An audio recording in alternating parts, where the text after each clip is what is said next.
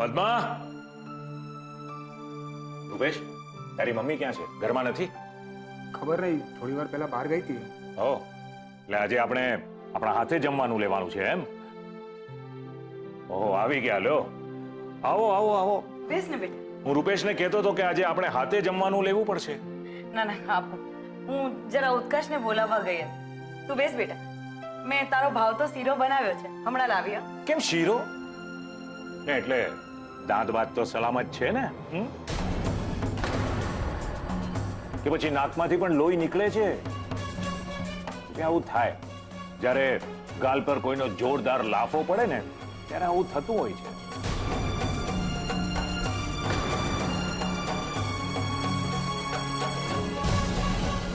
આમ કેમ જુઓ છો બધા મને? આ ઘરમાં ઘટના દુર્ઘટનાની જાણ કરવાનો રિવાજ તો છે જ નહીં ને. અને સેજલ પાસેથી ખબર પડી. શું ભાઈ, માથા પરથી પ્રેમનું ભૂત ઉતરી ગયું હવે? કે હજી પણ આ મગજમાં કિંજલ કિંજલ ભમ્યા જ કરે છે? મને લાગે છે આ બધી વાત આપણે પછી કરીએ તો. કેમ કેમ પછી? હમણાં કેમ નહીં? એના બાબુએ જયારે હાથ પગ ભાંગી નાખ્યા હતા ત્યારે એટલી ખબર નહોતી કે આપણી જવાબદારી છે આ?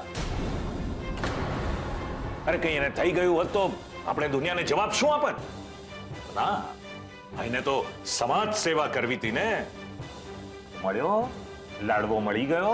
પપ્પા પ્લીઝ, તમે આવી વાત ના કરો. ને પ્રેમ કરવો કોઈ ગુનો થોડો છે. ઓ સોરી સોરી ભાઈ, હું તો ભૂલી જ ગયો કે તમારી સાળીની વાત થઈ રહી છે. હા, પણ હું અત્યારે ઉત્કર્ષ સાથે વાત કરું છું.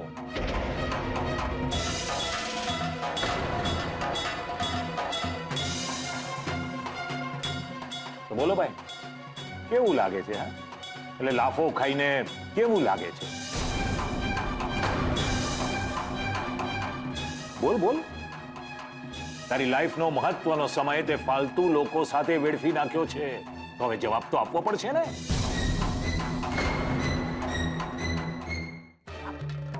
તારી જગ્યાએ જો હું હોત ને તો કિંજલનો હાથ મારા ગાલ સુધી પહોંચે એ પહેલા મેં એને સામેથી 2 લાફા મારી દીધા હોત ને એની હેસિયત બતાવી દીધી હોત.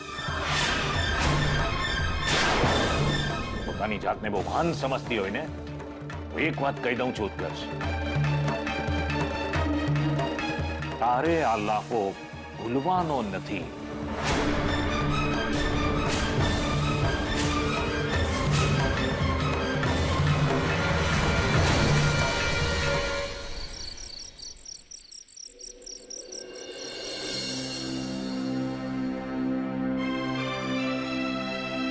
કેમ છે કિંજલને?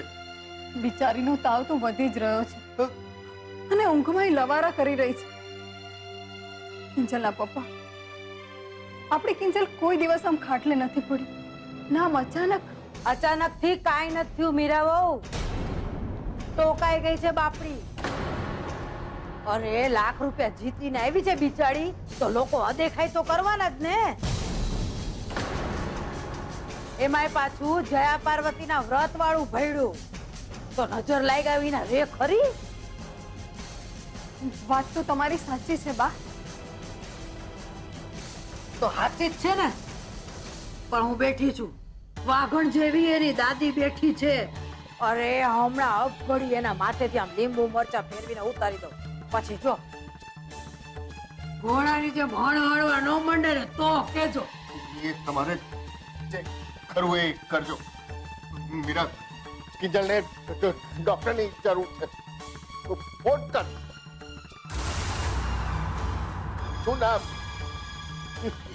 નામ ડોક્ટર. ભૂલી ગયો ને? ભૂલાઈ ગયું. અરે રે મોહનિયા, તારું હું થાશે પૈસા? એક કામ કરો મીરા બહુ, આ ફોન પતે ને એટલે 1 કિલો બદામ આના હારું મંગાવી લ્યો દુકાનેથી ને.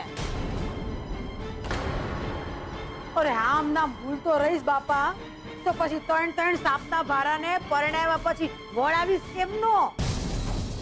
મીરા, ફોન કર.